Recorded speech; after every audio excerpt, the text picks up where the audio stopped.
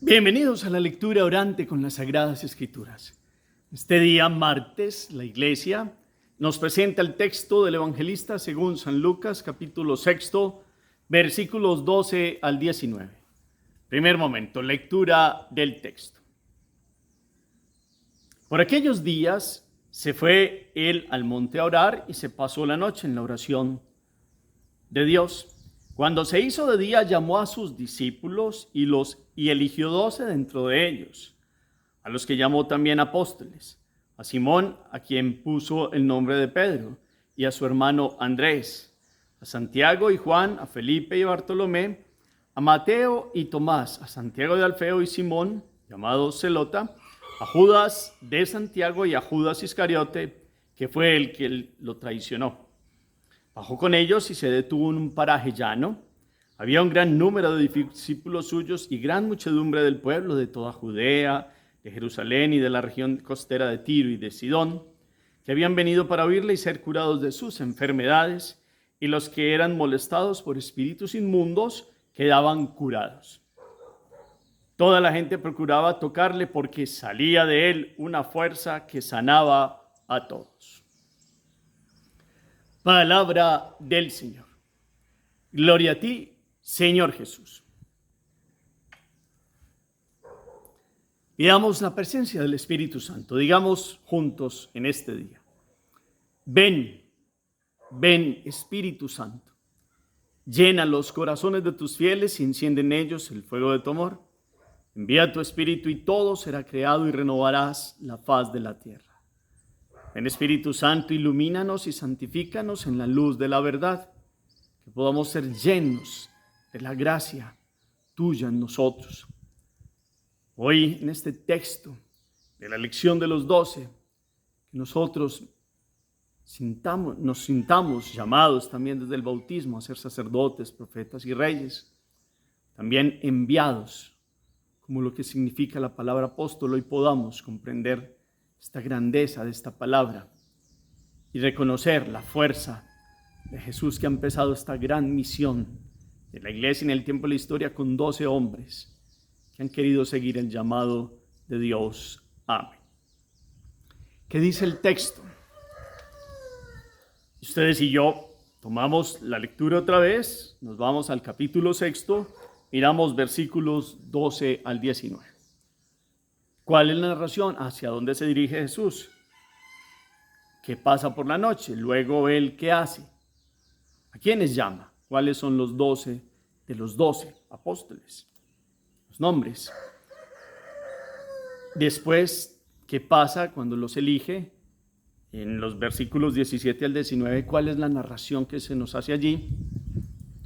Sobre después de bajar con los apóstoles del monte, o después de haberlos elegido. Y miremos todas las expresiones, actitudes, la forma en que habla Jesús, las características de las personas que él llama, las características de otras personas que lo esperan y que sufren los beneficios de siquiera estar cerca de él. Como siempre, varias lecturas. Recomponemos el texto con la memoria y lo bajamos de la mente al corazón. Segundo momento, meditación. Hoy, este texto de Lucas pues nos trae nada más ni nada menos que la elección de los 12 según la versión que nos da este evangelista. Ustedes y yo podremos también mirar cómo los otros evangelios, también en Mateo capítulo 10 versículo 1 al 4 y Marcos capítulo 3 versículos 13 al 19, pues nos muestran cómo ha sido aquello. Juan, al principio de su evangelio, va mostrando el llamado de los primeros, pero los sinópticos, Marcos, Lucas y Juan, Marcos, Lucas y Mateo, vienen a dar una lista. Y hoy aparece este listado. Pero aquí hay algo muy interesante de Lucas, y es el contexto en que él llama. Lucas nos muestra a Jesús subiendo a la montaña a orar y se pasa la oración, la noche en oración delante de Dios. Jesús ora ante los acontecimientos más importantes. Es importantísimo este acontecimiento. Y en esta meditación yo los invito a que lo valoremos, porque ustedes y yo podemos pasar Como, sí, sabemos los 12, nos lo sabemos de memoria, los nombres de los apóstoles, sabemos que Judas lo traicionó, sabemos más o menos cómo es Pedro, de otros sí ha hablado más poquito, pero en resumidas cuentas, algo hemos escuchado de los 12. Y uno puede tener la tentación de decir, bueno, sí, yo he escuchado este texto. Pero resulta que es importante y la forma como se dio. Lucas nos da este contexto de la oración de Jesús delante del Padre ante una decisión importante de llamarlos y de enviarlos, porque eso significa la palabra apóstol, enviados, enviado.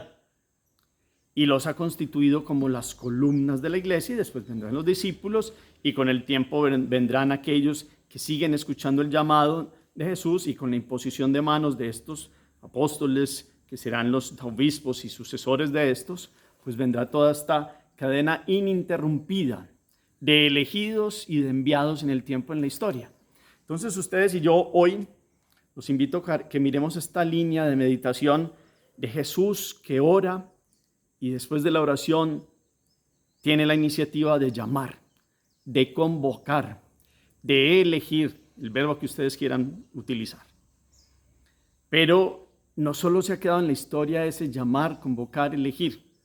A todos Dios nos ha llamado con nombre propio a un estilo, a una misión particular de vida, a una vocación en la vida. Y dentro de esa vocación todos hacemos parte de la iglesia. Hoy vemos la histórica convocación de las columnas de la iglesia con los nombres que ustedes y yo conocemos. Simón, que le puso por nombre Pedro, y su hermano Andrés, 2 pescadores de Galilea. Aparecen en orden Santiago y Juan, Zebedeos, hijos del Zebedeo, pescadores galileos también.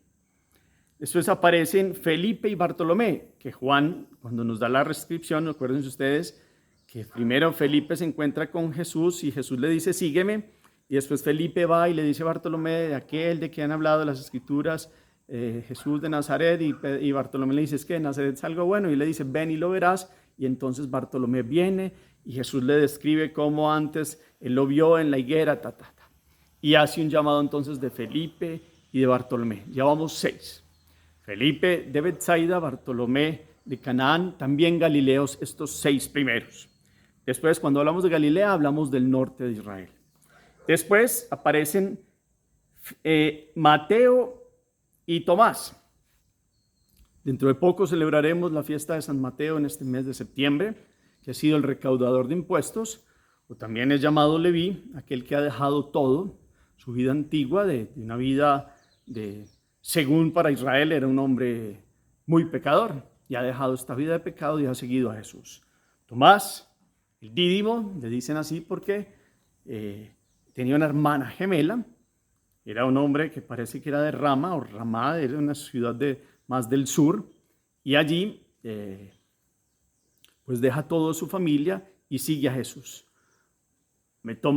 Mateo, recaudador, también estaba en Cafarnaúm, también es Galileo. Tomás viene a ser un poco ya más del sur. Santiago de Alfeo y Simón. Santiago es de Alfeo, es primo de Judas, es hermano de Judas Tadeo, Santiago. Y Simón, llamado Zelota.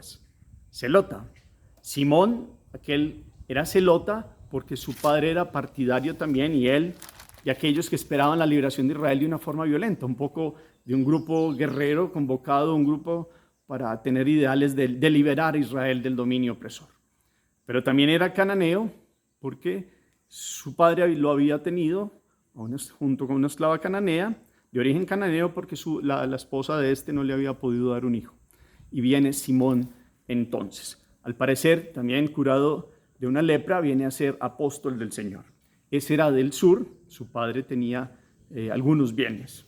También termina diciendo entonces y nombrando y Judas de Santiago.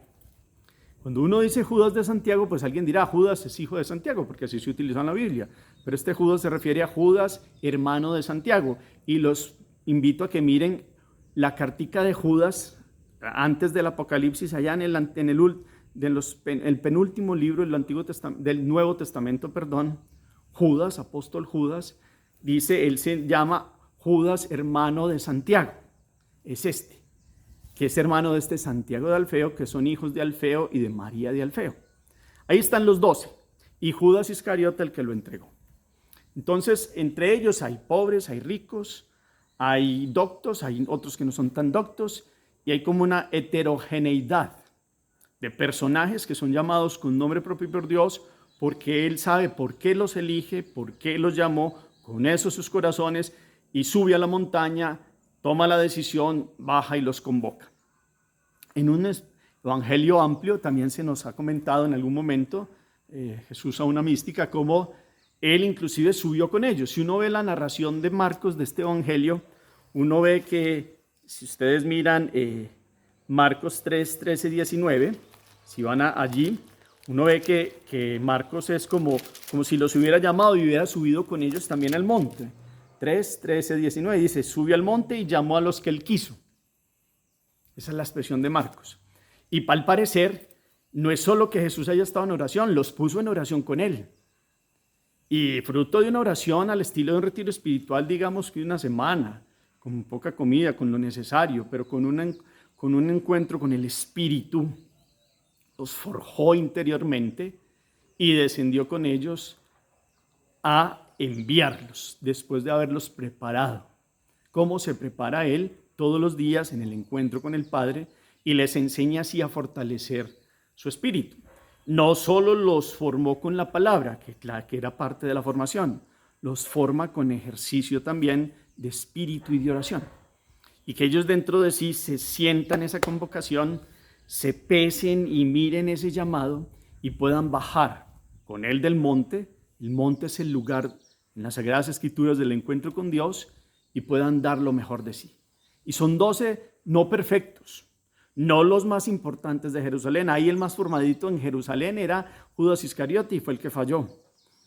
Otros eran doctos por formación, también un poco un Bartolomé y un Felipe y un Simón, seguramente tenía cierta formación también por su padre en otro tipo de contextos. Los otros eran trabajadores con su pesca y sus empresas pesqueras, Pedro y Andrés y los Zebedeos. Tomás era un poco más sobre el orden de los viñedos con su hermana y su padre en alguna cosa de orfebrería. Y también aparece Mateo con sus cosas de los impuestos. Cada uno en su mundo, cada uno con su vida, y Dios impactó en el corazón de ellos y lo siguieron y lo dejaron todo. Esto nos invita a ustedes y a mí a escuchar hoy un momento puntual, decisivo en el nacimiento de la iglesia, en esta redención de Jesús que ha dejado hombres para que lo continúen y lo lleven a los 4 puntos de la tierra. Y hoy la iglesia, en sus sucesores, sigue llamando, sigue dando los sacramentos que son vida y presencia de Él, y sigue invitándonos a ustedes y a mí a sentirnos enviados. Entonces hoy en la meditación los invito a que vayamos pensando en una palabra que es apostolado, apóstol, apostolado. ¿Cómo es su apostolado? Usted también ha sido llamado a ser enviado. ¿Cómo es su apostolado? Porque uno puede decir, no, eso es solo para los sacerdotes, los preparados. No, usted como laico, es el tiempo de los laicos. El Concilio Vaticano II dio una gran apertura y dio una importancia a la preparación de los laicos, en la catequesis, en los distintos apostolados donde pueden actuar en el mundo y en el siglo, seculares, se mueven en el siglo, en el mundo, en la cotidianidad, en los trabajos. ¿Cómo es nuestro apostolado? Y somos enviados. Ellos salieron en el envío. Y cuando bajaron, pues tenían a Jesús al lado y sintieron esa fuerza de Él y fueron a predicar. Pero entonces, cuando bajó, dice también la segunda parte del Evangelio, que un gran número de discípulos suyos estaban esperando y una gran muchedumbre de pueblo de distintos lugares, del norte, del sur, del oriente, del occidente. Y los que eran molestados por espíritus inmundos quedaban curados, y la gente procuraba tocarlo porque salía de una fuerza de Él que sanaba a todos. Salía de Él una fuerza que sanaba a todos. Entonces, alguien dirá, pero es que ahí estaban con Jesús. No, nosotros seguimos con Jesús. Lo tenemos en la Eucaristía. Tenemos a Dios en inhabitación trinitaria, donde todo aquel que lo acepta con corazón cuenta con Él desde dentro. Y cuando va a ser apostolado tiene la presencia de Él y la fuerza de Él. E inclusive le puede presentar a aquellos de este siglo, de este contexto, de esta generación, para que todos toquen a Jesús, sea con las que nosotros les enseñemos su palabra y los llevemos al sacramento. y Jesús los toque a ellos y queden sanados, porque sanaba a todos los que lo tocaban. Hoy hay una forma de tocarlo distinto. Los enviados hacen que con la predicación los otros abran el oído y escuchen o vean un estilo particular de vida, sean llamados, sean motivados a que Dios siga tocando los corazones. Dios es un eterno presente. Jesús, que llamó 12, hoy ha llamado no solo, hablo de los obispos, que son los sucesores de ellos, y los sacerdotes y diáconos, los laicos, principalmente en todos los contextos de vida, enviados en un apostolado que no tiene fin, en un apostolado importantísimo, porque alguien dirá, no, es que yo, pues, ¿qué hago si no soy capaz? Todo es valiosísimo. Desde lo más pequeñito, nosotros somos como parte de un gran eslabón donde Dios actúa a través de causas segundas. Él es la causa primera, y Él toca corazones, y sigue llamando, y sigue enviando. Y yo lo que quiero es que usted se sienta dentro de este proceso y mire cómo está ese sentirse llamado y enviado, y en qué parte de este proceso usted está. Porque es para todos. Ese es un don también. Hemos sido llamados. Hoy hay algo que se llaman movimientos apostólicos en la iglesia, y son grandes y son soplos del Espíritu, como lo han hablado el Papa Benedicto, el Papa Francisco ha hablado de ellos también, desde el Papa Juan Pablo II, y toda la historia de la iglesia ha sido movimientos de laicos, aparte pues de la jerarquía con los obispos, sacerdotes, diáconos, pero laicos que son tocados y se unen en esta misión de la evangelización de la iglesia, que es una misión sin fin. Por eso hoy este llamado, este bajar de la montaña de un Jesús que toma la decisión en oración, nos invita a que ustedes y yo, después de orar, después de escuchar la voz de Dios, bajemos del monte, es decir, después de la Eucaristía, después del encuentro con Él, después de nuestra meditación cotidiana, después de la lectura de la palabra, salgamos a la vida cotidiana y hagamos que todos puedan tocar a Jesús con nuestro ejemplo, con nuestras palabras y con nuestra motivación, para que ellos sientan que también son templos de Dios y Dios puede venir y habitar en ellos, en lo más profundo del corazón, y tocar las realidades más profundas de sus vidas y sanarlos desde dentro. Esa es una evangelización que no para, que seguirá hasta que Él venga. Esperamos que Él venga, pero no nos podemos quedar de brazos cruzados, porque por nombre propio nos llamó como a los 12. Nombre propio, sin ser los más importantes, los más conocidos, los más capaces para esta misión. Todos en algún momento hemos llegado a pensar lo mismo, hasta yo también digo, ¿cómo se fijó en un hombre como yo, pues indigno para este ministerio? Y cada quien debe tener un corazón humilde y decir, bueno, yo soy indigno, Señor, pero aquí estoy, envíame a mí. Y yo quiero que usted hoy comprenda este envío.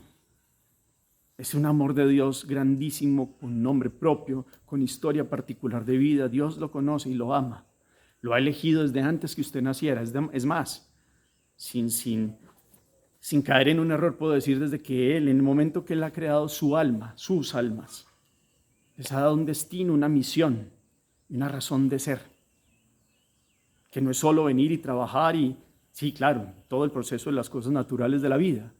Pero hablo ahorita de envío, de evangelización, de encuentro con Dios y de que otros conozcan a Dios.